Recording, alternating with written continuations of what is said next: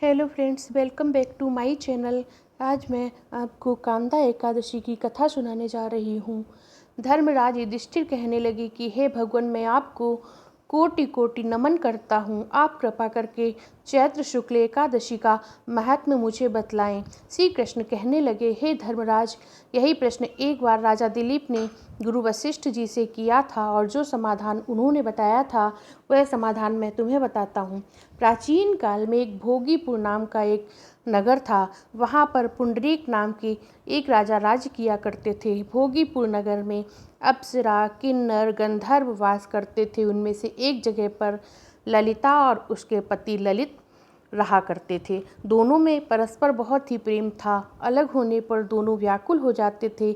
एक समय पुंडरीक की सभा में गंधर्वों सहित ललित भी गाना गा रहे थे, नृत्य कर रहे थे। गाते गाते उन्हें अपनी प्रिय ललिता का ध्यान आ जाता है। ललिता उनकी पत्नी थी और उस कारण उनका स्वर जो है बिगड़ जाता है। ललित के मन का भाव जानकर कारकोट नामक नाग ने पदभंग होने के कारण राजा से कह दिया। तब पुंडरीक ने क्रोध में आकर कहा, तू मेरे सामने गाता हुआ स्त्री का ध्यान कर रहा है। अब तू कच्चा मांस और मनुष्यों का खाने वाला राक्षस बनकर रहेगा। तूने जैसा कर्म किया है वैसा ही फल भोगेगा। पुंडरीक के शाप के कारण ललित विशालकाय राक्षस हो गया। उसका मुख अत्यंत भयंकर, मुख से अग्नि की ज्वालाएं निकलने लगी। उसकी नाक पर्वत के समान विशालकाय हो गई। सिर के बाल वृक्ष के समान हो गए। उसका शरीर 8 योजन में फैल गया। इस प्रकार राक्षस होकर वह अनेक दुख भोगने लगा।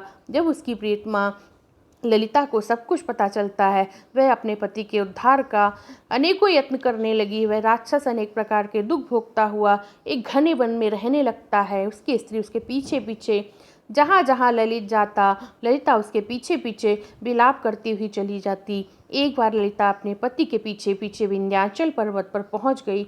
वहाँ पर एक ऋषि से प्रार्थना करने लगी। ऋषि का नाम श्रृंगी था।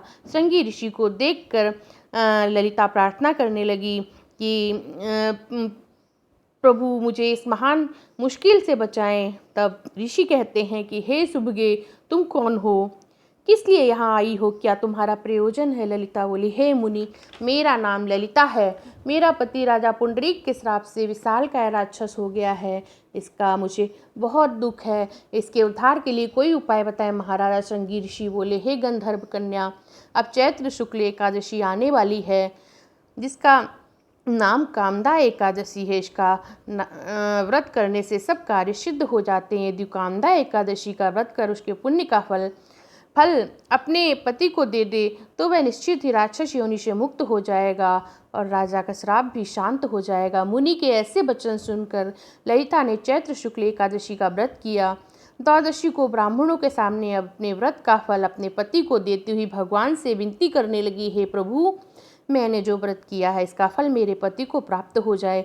एकादशी का फल मिलते ही उसका पति राक्षस योनि से मुक्त हो जाता है। फिर उसका अनेकों वस्त्राभूषणों से युक्त होकर ललिता के साथ विहार करने लगता है और दोनों विमान में बैठकर स्वर्गलोक को चले जाते हैं। वशिष्ठ मुनि कहने लगे, हे राजन, इस व्रत को विधि पूर्वक करने से समस्त पापों का नाश होता है। इस व्रत के समान कोई दूसरा व्रत नहीं है। इस व्रत के प्रभाव से मनुष्य राक्षस है।